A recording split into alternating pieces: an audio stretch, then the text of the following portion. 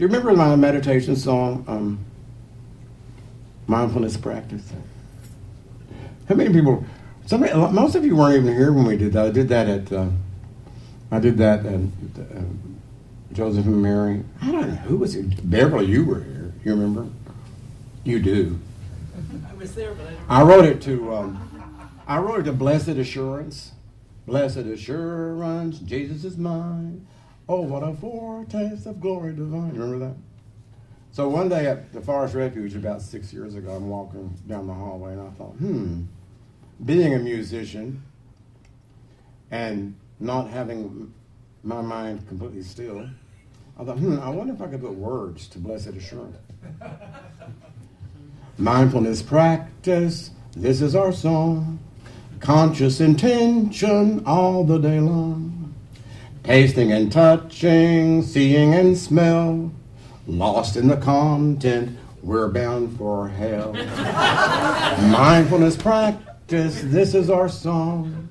Conscious intention all the day long. Mindfulness practice, let's never stop until we hear delusion go. And so then, that was very popular. So then I went a year later. I'm not finished. I went back to the Forest Refuge a year later, and it was so successful when I sang it. I thought, well, hell, maybe I can do a second verse. Clinging to this and clinging to that. Life is a mousetrap catching a rat. The Buddha said, listen, listen to me. I know a way for you to be free. Mindfulness practice, this is our song. Conscious intention all the day long. Mindfulness practice, it's not out of reach. Now, what's that rhyme going to be there? We do it on Sundays down in Long Beach.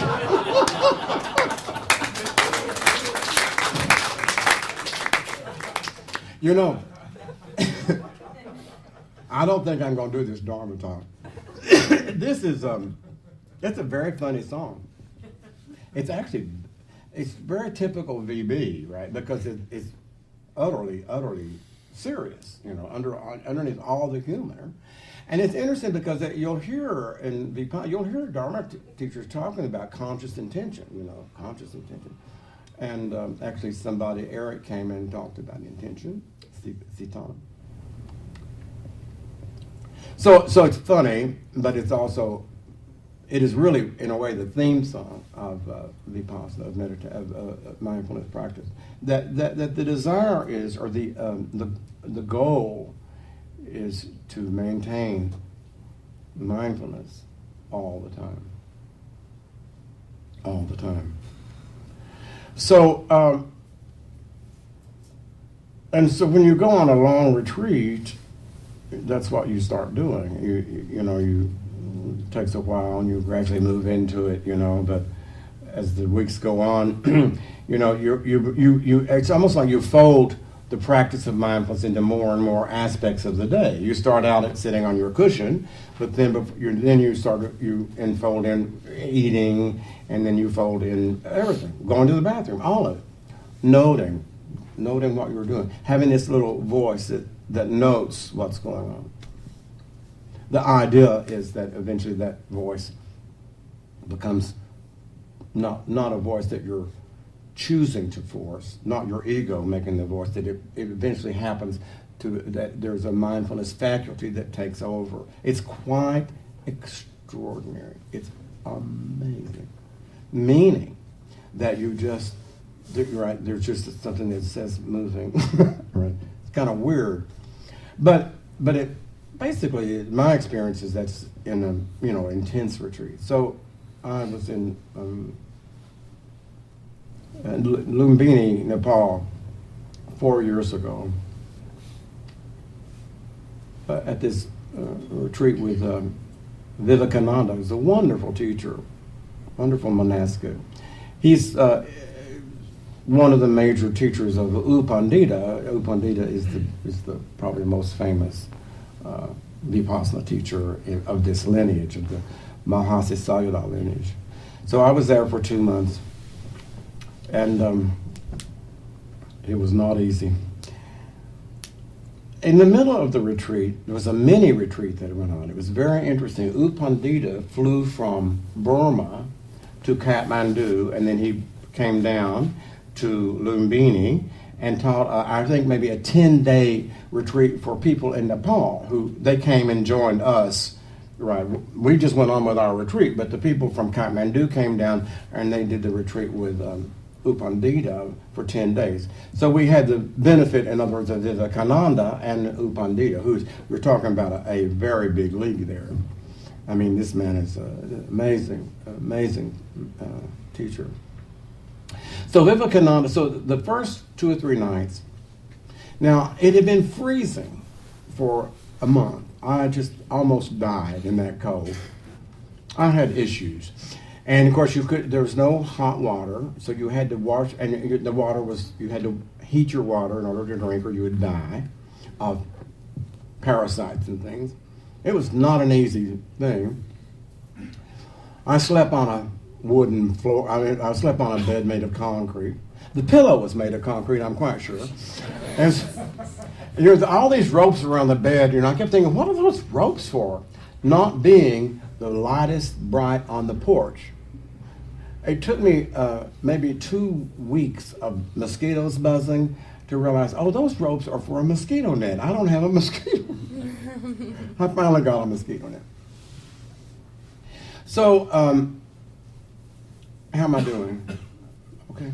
So, Vivekananda, so U Pandita would give a Dharma talk, and then the nun would translate it into Nepalese. He spoke in Burmese. The nun was translated into Nepalese, and then Vivekananda would translate it into English. Well, the man talks very slow. U Pandita,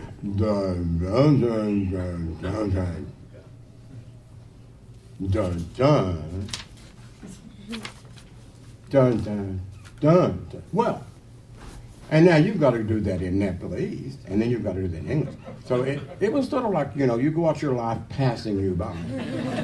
So they decided, they broke us up, and they put all of us, the foreigners, we went to the Dharma hall, and so we didn't sit to listen to it translated into English. The great idea was that Vivekananda would be there, and he would, because he would, be there with U Pandita, but then at the end of that, he would come down at 7 p.m. and give us the translation. Pretty smart, right? So we're sitting there now at 7 o'clock at night. We've been sitting since 4 a.m. Hello? It's 4 a.m. and now it's at 7 o'clock at night. So here you are, just absolutely ready to go to sleep. And so he comes down at 7 o'clock to give us the Dharma talk. Well, he didn't come at 7 o'clock. He came, the first night he came, it was about 7:15. I have issues with waiting, which I'm going to explain to you all. I have big issues with waiting. This will take us to the forest refuge, by the way. So I'm sitting there, and so the mosquitoes are buzzing. There's no electricity, by the way, right? So it's hot as hell in there. The mosquitoes are buzzing, and we're sitting in that hall, absolutely as still as little mountains, after having been doing this since 4 a.m. And he's 15 minutes late. Well, I had some anger coming up. And the boy saying, well, that's very rude. You could say, how about saying, we'll meet you at 7:15, right? You could do that.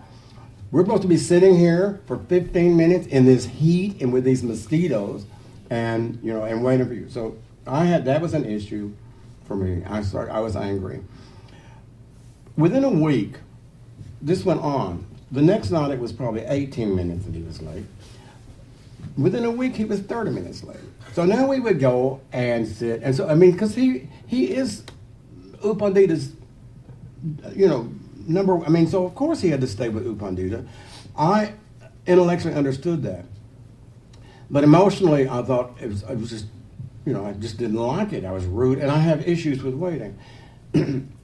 we finally started going outside and waiting for him. We just, we just gave up, right? I mean, the whole, like 30 of us, we finally just would troop outside and stand out because it was not completely dark outside. We would wait for him by the last night that he did this, he was 50 minutes late. I was absolutely just lost in rage. I was so angry with him. I thought, this man is the most unthoughtful, insensitive, and he's a wonderful teacher. But I was completely lost. I mean, there was no mindfulness. Oh, Lord. Mindfulness. So I really was very upset and bitter and upset with myself that I had completely lost, I just lost everything. And so I told him in our interview, I don't think I was totally honest with him, by the way, but I told him I had gotten extremely angry with somebody. I'm not so sure I told him I was angry with him, but I actually wept. I said, this is so discouraging. I said, because here I am, I've been practicing for 40 years, 30 years, whatever. And I said, I still can be triggered into such anger at what I consider to be rudeness and disrespect. I thought we were being disrespected. I still do. And by the way, it's very Asian. It's very interesting. I'm in trouble now. I shouldn't say that. Never mind. Pretend I didn't say that. In an Asian retreat, it's interesting. Like in the West, the meditator everything is set up for the meditator, right? You keep it quiet for them. Everything is for the meditator. In the East, it's not like that. Like they can be mowing the lawn right in front of they don't treat you the same way. That's just the difference in the cultures. There's nothing wrong. But that's part of why I don't think it occurred to him that he had any responsibility for us sitting there waiting for him for 45. I really don't, because I think that he was not trained that way. So he said to me something that so fascinated me, and this is getting us now to where we're going. It was really wonderful. He didn't quite understand what I was saying. And he had a lot of respect for me. He thought I was very advanced, which I'm not. But I do a very good game of looking advanced. So he said, Victor, he said, I don't know why you're so upset. He said, if you're mindful all the time, you would not be angry like that. And it's true. Mindfulness practice, this is our song, conscious intention all the day long, right? 24/7, right? If you're consciously mindful all the time, you ain't going to get angry. It's not possible. But who is going to be able to do that? How many people are aspiring to walk out of this door and be mindful every single moment until, you come back? It's a great intention, mindfulness practice, this is but it is the vipassana. It is the vipassana goal. And I don't think he understood my bitter tears, because my bitter tears were, it's really great to be mindful, but what happens when you're not?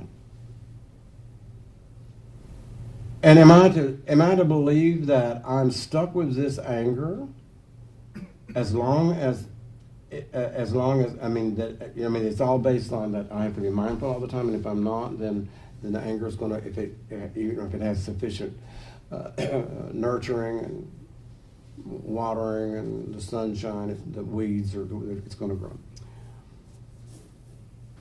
He didn't quite get that, but on the other hand, I was taken aback by his statement, because I thought, oh, he's right. I hadn't really quite thought about it, but I thought, oh my God, he is right. If I were mindful, if I had been sitting there in absolute mindfulness, those nights, night after night after night, I really probably would not have gotten so rageful. And by the way, it was a fantastic retreat, the 2 months. And this is really kind of like a minor story. It was over. It was ended, But it still was, it was a thorn in my side. So at the retreat now in the Forest Refuge, we have another monastic. name is Akinchana. It's wonderful. He reminds me a lot of Vivekananda. Vivekananda is German, Akinchana is Swiss.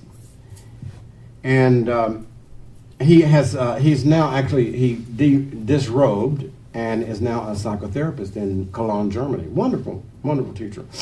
I think these monastics have been taught to come in at the, they wait until it's on the dot and then they come in when everyone's sitting. I kind of think that they've been taught to do that. It builds a kind of a aura in the room. I notice like the women teachers, they'll be there, they'll come in early and sit. Right, they'll have been sit before they give a Dharma talk. Right, the women teachers, when you walk in, they've been sitting there, sort of like that's a kind of a nice thing. But I noticed that Akinchana did it sort of like the same thing that Vivekananda did.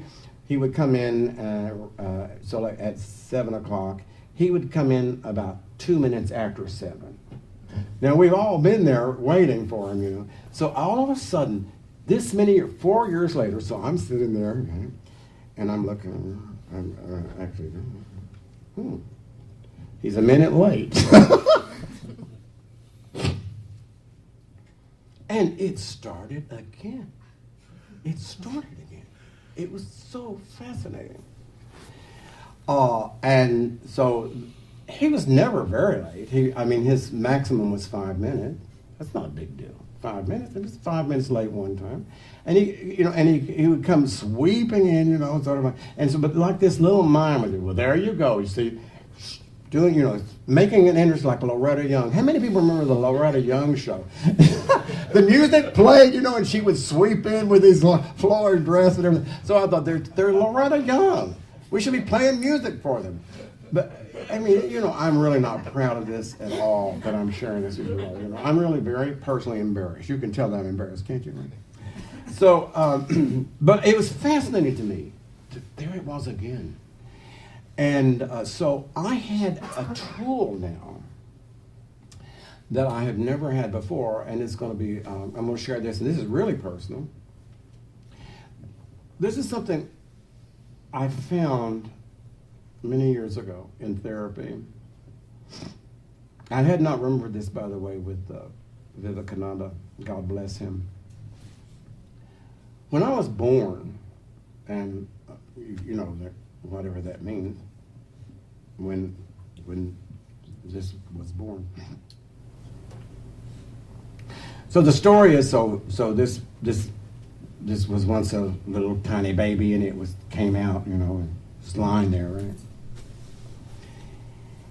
And there was something that was very unusual about the situation of this little baby being born. He had a brother who was still inside his mom. And his brother was not born for 50 minutes. 50 minutes.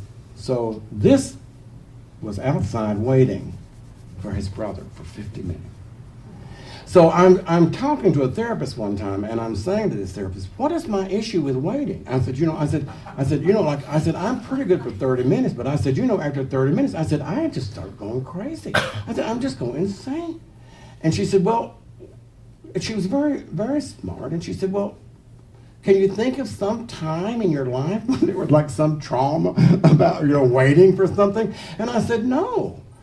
Nothing's ever happened to me in my life. I said, the only thing that, I said, there's the story about when I was born. She said, well, what about that? And I said, well, my twin brother was 50 minutes late. It's wired into this brain. It's amazing to think of it, isn't it? Isn't that amazing? So much of what happens to us that is automatic and out of our control was so early on wired into us by all of the events of our childhood. And particularly those of us who had traumatic events, which happily I don't think I had, but it's so easy to understand how a person loses mindfulness and loses, this ability to be aware and conscious every moment. So I'm sitting there, and I remember that now. That's my key. So I'm watching this Victor, this entity rise up, and then I think about the whole issue of mindfulness. So I'm trying to process it intellectually and psychologically. And suddenly it came to me, and so this is what I was going to say now. The whole thing that I wanted to say today comes back to this. From God knows where, I'm sitting there, and Akinchana's just walking in. And suddenly there's this voice that says, so who's angry, Victor?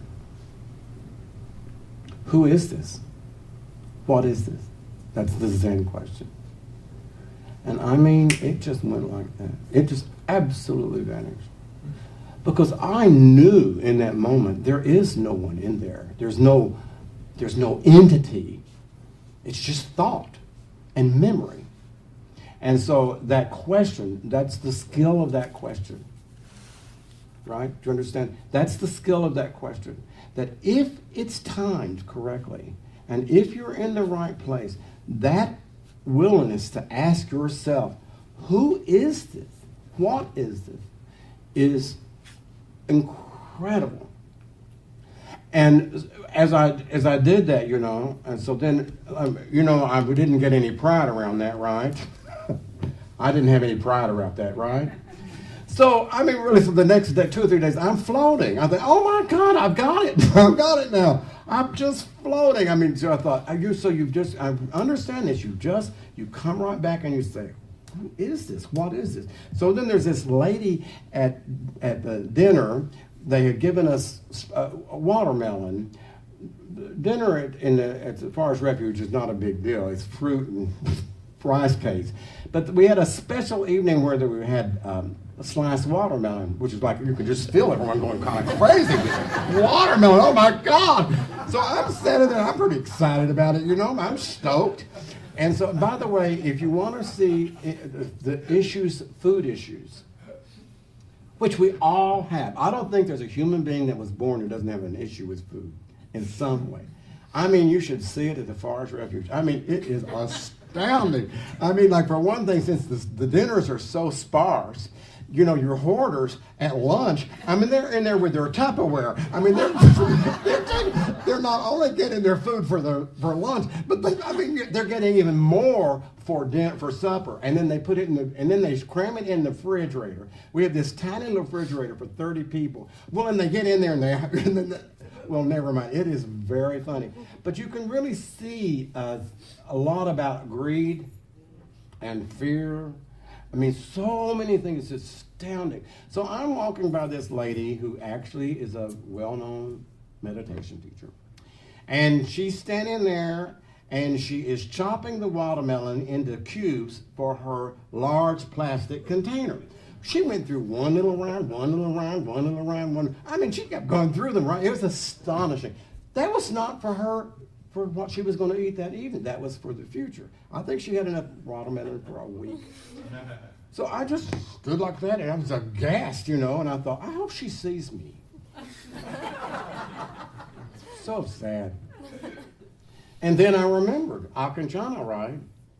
And so I thought, oh God, I've lost it again. So then I did my question. So I said, what is this? And came a voice, give it a break, Victor.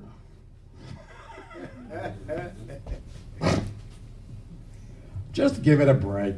So in other words, it didn't work. So it turns out I had an understanding, and I also understood that it's like everything else. You can't make a nest out of it, right? Do you understand that? You can't make a nest out of it. It's like I wanted to say I've learned it now, and I can. Every time I have any little Victor or little Frank come up, I can just say, who is this? No. You can't do that because we cannot make a nest out of it. And so I'm not telling you this to say that does not work, because I utterly have experienced it working more than one, to truly look back and say, who is this? What is this? But you have to be absolutely in the right place to do it. So how snotty of me to think that, I can look at this person, chopping her, and then just look at it and say, well, who is this? It's ridiculous that I was even trying to pull that off. But it is really the Zen it is one of the key Zen techniques to look back at this and try to see what is this? What is going on here? What is this? Not to analyze it, but just to look back, and it works. And by the way, Ramana Maharshi was one of the great Advaita teachers. That was his technique. That was his only technique in India. He asked you to constantly ask yourself who you are.